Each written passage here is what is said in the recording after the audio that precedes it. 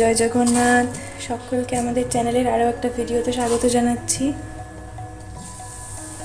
আর এখন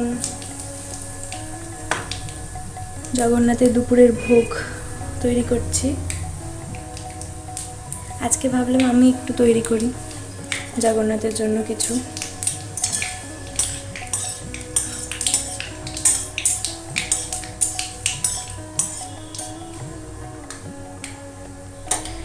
তো এখানে আজ বানাচ্ছি আলু পোস্ত।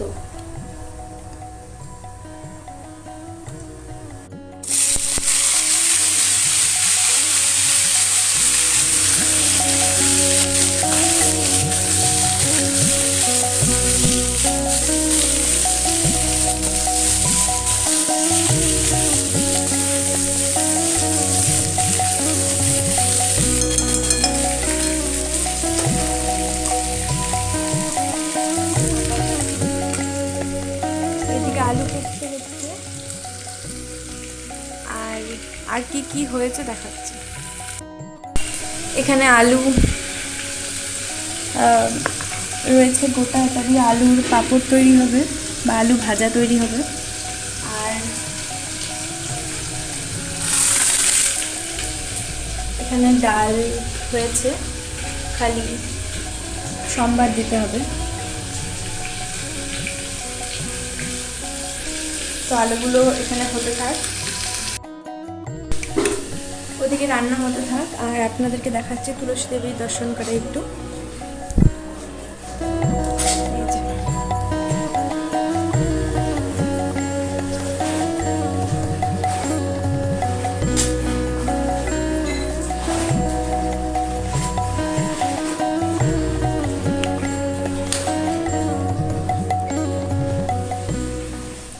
গরমের জন্য এখন ঝরা দেওয়া রয়েছে। বৈশাখ মাস, জ্যৈষ্ঠ মাসটা দেওয়া থাকবে, বৈশাখ আর জ্যৈষ্ঠ দুটো মাস ঝরা দেওয়া থাকবে, কেননা এত গরম, এত রোদ না বাইরে, তার জন্য। চলুন, ওদিকে আলু বোধহয় হয়ে গেছে, একটু দেখি নাড়িয়ে।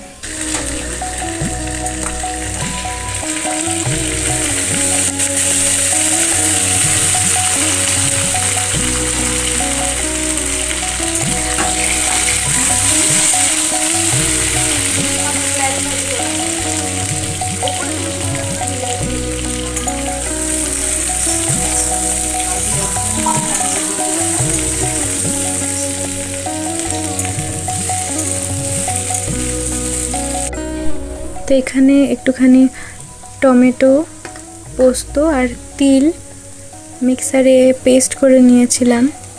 তো এটাই এখন আলুর মধ্যে দিয়ে দেব। একসাথেই তিনটে পেস্ট করে নিয়েছি।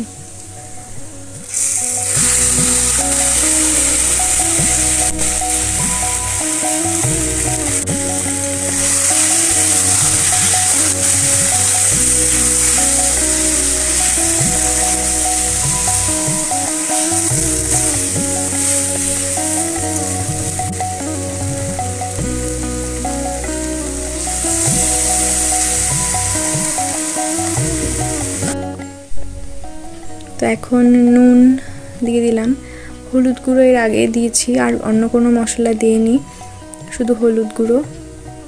আর এখন নুন আর তার সাথে চিনি দিয়ে দিলাম, দিয়ে তারপরে জল দিয়ে মিশিয়ে নেব।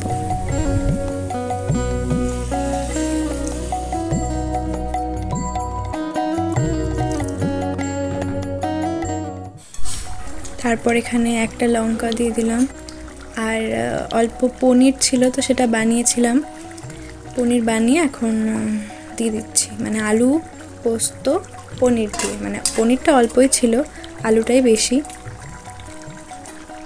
তো এখন মিশিয়ে নেব, নিয়ে তারপরে একটুখানি ঘি দিয়ে দেবো, আর তারপর অল্প গরম মশলা দিয়ে ব্যাস আমাদের তৈরি হয়ে যাবে আজকের আলু পোস্ত জগন্নাথের জন্য।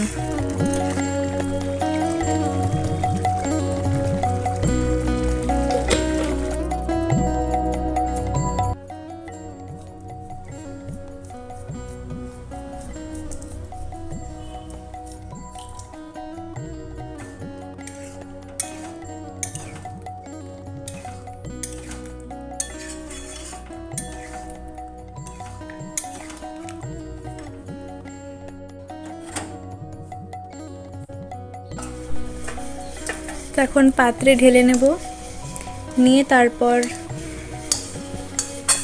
এই কড়াইটা ধুয়ে ডাল সম্বার দেব।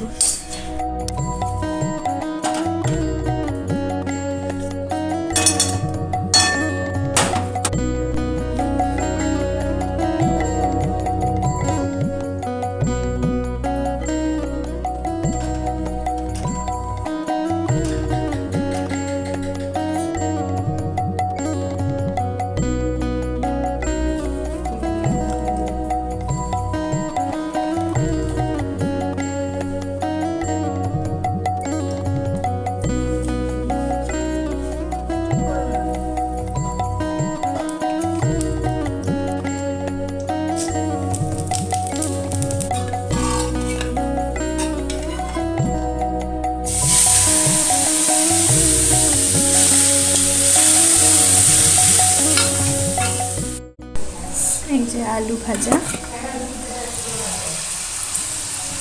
হচ্ছে।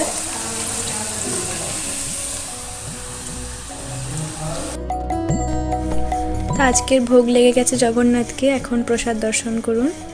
এখানে অন্ন, তারপর আলু ভাজা, জল, তারপর এখানে রয়েছে ডাল ধনেপাতা দিয়ে, আলু পনির দিয়ে পোস্ত, লেবু আর দই। জয় নিতাই।